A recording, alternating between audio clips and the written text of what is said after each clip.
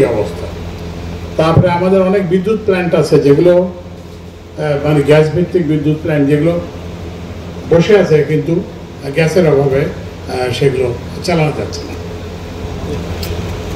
তো এই যে এইটা মেটাতে এটা করার জন্য, এই ঘাটতি কিছুটা লাঘব করার জন্য আমরা এলএনজি আমদানি করি, কিন্তু এলএনজি খুবই ব্যয়বহুল এবং এটার সরবরাহ অনিশ্চিত, কারণ এটা মধ্যপ্রাচ্যের দেশ থেকে প্রধানত আসে এবং সেখানে মাঝে প্রায়ই তো আপনারা জানেন যে যুদ্ধবিগ্রহ লেগে থাকে। এবং কিছুদিন আগেও ওই যে হরমুজ প্রণালীতে একটা ব্লকেড হওয়ার সম্ভাবনা ছিল, তো আমাদের ভাগ্যবশত সেটা হয় না। তো সুতরাং আমরা যেসব চুক্তিগুলো করেছিলাম সেগুলো অনুযায়ী আমরা গ্যাস আনতে সক্ষম হয়েছে। তো এই পরিপ্রেক্ষিতে অন্তর্বর্তীকালীন সরকার আসার পর যে পদক্ষেপ গ্রহণ করে সেটা হচ্ছে যে বাপেক্সের মাধ্যমে এই যে নতুন নতুন কূপ খনন করে এই যে গ্যাস মানে পাওয়া যায় কিনা সেটা কূপ করা, অনুসন্ধান করা এবং যেগুলো আছে সেগুলো উৎপাদন বাড়ানো এবং কি বলে যেসব সার্ভে করা যে দরকার সেগুলো সার্ভে করতেছে। তো এখন বাপেক্সের সামনে দুটো পথ খোলা আছে। একটা পথ খোলা হচ্ছে যে বাপেক্স সফল হবে, আর না হলে আজকে যেমনটি একজন সাংবাদিক জিজ্ঞেস করতেছিলেন যে এখানে তো 140 কোটি টাকা খরচ হয়েছে, তো এখন যদি আর কিছু না হয় তাহলে কি করবে? তো এরকম তো সরকার তো ওই যে যেটা বললাম যে বিনিয়োগ তো এইভাবে করে যেতে পারে না, বিনিয়োগ থেকে তো একটা কিছু প্রাপ্তি হতে হবে। তো ওই জন্য বাপেক্সের সামনে এটাই তাদের সময় টু প্রুভ দেমসেলফ। আমি আশা করব যে বাপেক্স তার নিজেদের যোগ্যতা এবং সামর্থ্য প্রমাণ করবে।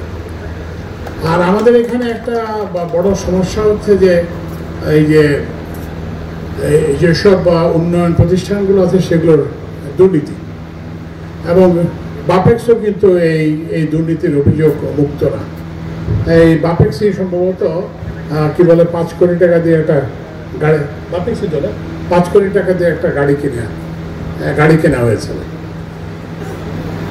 আমরা এই জন্য বাপেক্সকে দায়ী করতে চাই না, আমরা এটা জন্য দায়ী করতে চাই যারা বাপেক্সকে নিয়ন্ত্রণ করেছেন, যারা বাপেক্সকে মনিটরিংয়ের যাদের দায়িত্ব ছিল তারা সেটা করেন নাই, ফলে এটা হয়েছে। তো এখন যেটা দুর্নীতির যেটা বড় সমস্যা সেটা হচ্ছে যে আপনি যে বিনিয়োগ করবেন সেই বিনিয়োগ থেকে প্রত্যাশিত ফল পাবেন না, কারণ হচ্ছে যে বিনিয়োগ তো মধ্যখান দিয়ে ব্যাহত হয়ে যায়। যেমন এই যে জামালপুরে আমাকে জানানো হয়েছে যে 60,000 কোটি টাকা উন্নয়ন ব্যয় হয়েছে। তো আপনারা এই যে কোনো একটা জেলায় যদি 60,000 কোটি টাকা বিনিয়োগ হয়, সেই জেলার চেহারা তো এরকম থাকার কথা না। আমি 2008 সালে যে জামালপুরকে দেখে গেছি এবং আমি এখানে খুব একটা পার্থক্য দেখতে পাইনি।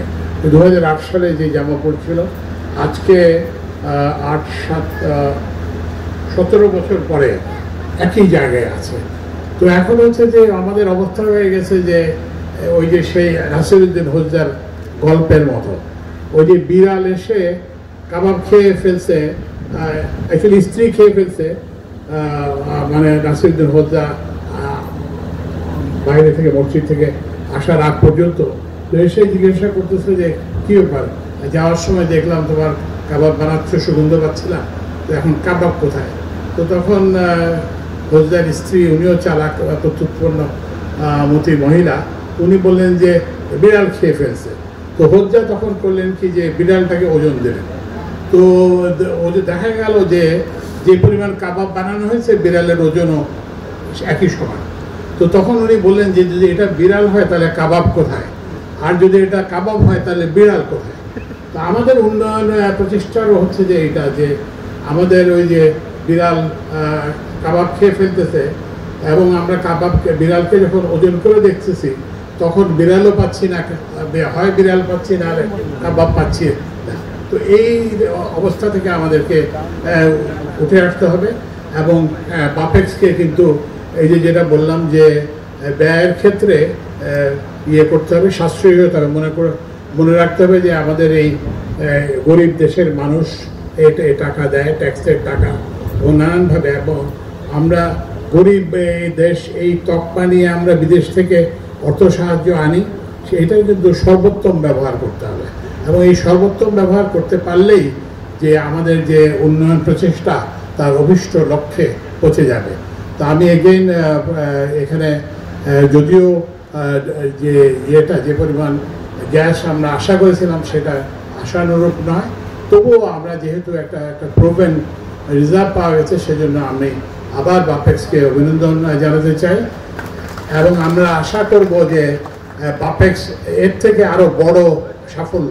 এখন কিন্তু আমাদের দরকার যে এমন গ্যাস ক্ষেত্র আবিষ্কার করা যেখান থেকে 2টি CF 3টি CF আগের যেভাবে আমরা বিবিএনআতে পেয়েছিলাম কিংবা জালালাবাদে পেয়েছিলাম 3, 4, 5 TCF এর গ্যাস রিজার্ভ পাওয়া প্রয়োজন।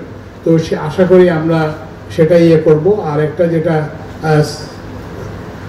আমাদের জ্বালানি উপদেষ্টা জ্বালানি সচিব যেটা বললেন, যে সেটা হচ্ছে যে আমরা সবাই যদি সত্যনিষ্ঠ হই, আমরা সবাই যদি নিজের কাজটাকে আমানতদারির সঙ্গে করি, তাহলে আল্লাহ নিশ্চয়ই আমাদেরকে সাফল্য দেবেন।